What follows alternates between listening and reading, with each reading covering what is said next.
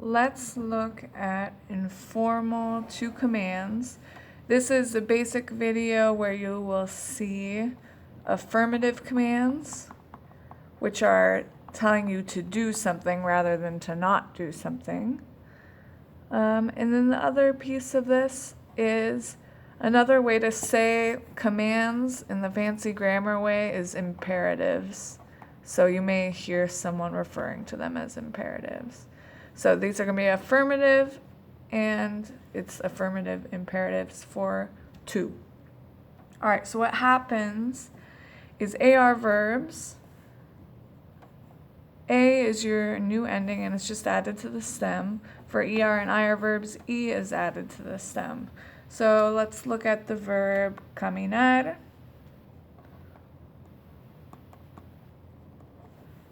All right, if you remember from before, the stem is just the part of the verb that the ending is taken away from. So camin is our stem, and then so we're adding this ending because it's an AR verb here. So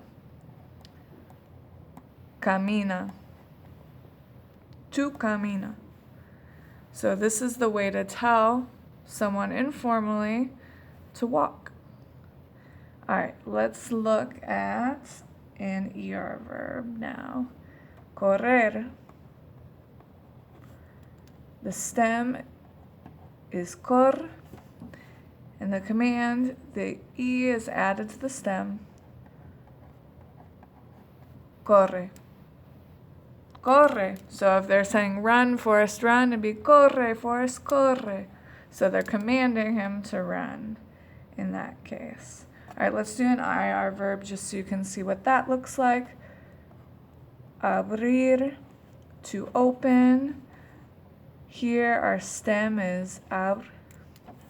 And to make it the command, you just add the E to the end. Abre. So if someone says to you, abre la puerta, they're telling you to open the door. So it's pretty simple to tell someone to do something as far as just the ending that you're using.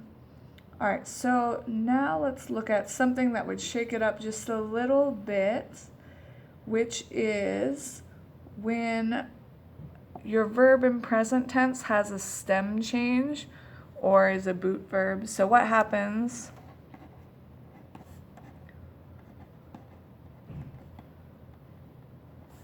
with stem changing verbs? Verbs in command form. So I'll tell you right now. So they will keep their stem change. So let's say our verb is cerrar. All right. In present tense, this E changes to IE. So this becomes your stem, cier. So now we just look at the ending as an AR verb, so we just add our ending to the end of that to make it a to command. Cierra. So if someone says to you, cierra la puerta, they're telling you to close the door. All right, let's look at one more example. Mover. To move. In present tense, you have a stem change, that O becomes UE. So your stem is mueve, and it's ER verb, so E is added to the stem, mueve.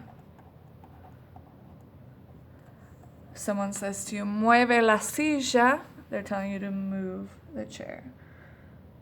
Commands in Spanish are really important because they're used a lot, even though it sounds like, oh gosh, a command, that seems very aggressive. It's not. It's just when you're telling someone to do something, you're asking them to do something, you'll use this type of conjugation. Also keep in mind that imperatives aren't really considered a conjugation. they're more considered a mood, so a mood in Spanish, which we'll talk about later. Stay tuned for the next video that will be about negative commands for two informal negative commands, so you can see how to do those. There's also ways that you can do commands for usted, which are formal commands. You can also do commands for nosotros, like when you say let's do something, you would change it for nosotros. So just stay tuned for all those videos so you can learn how to do them. Espero que estén bien y adiós. Chao.